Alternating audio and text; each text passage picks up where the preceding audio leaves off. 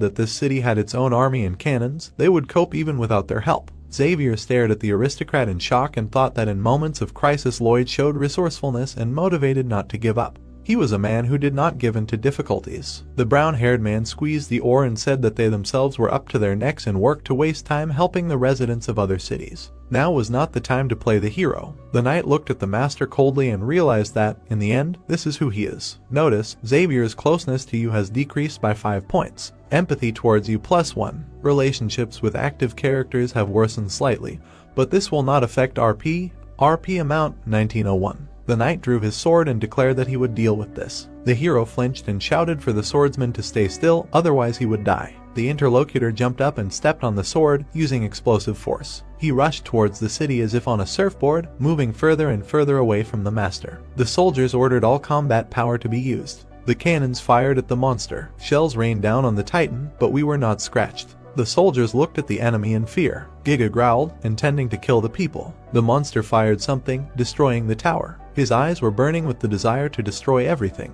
He noticed the fallen part of the statue and rushed towards it. The villagers ran away in fear. One man tripped and fell. The monster's claw was approaching him. Xavier swung and brought down an explosive force on the Titan.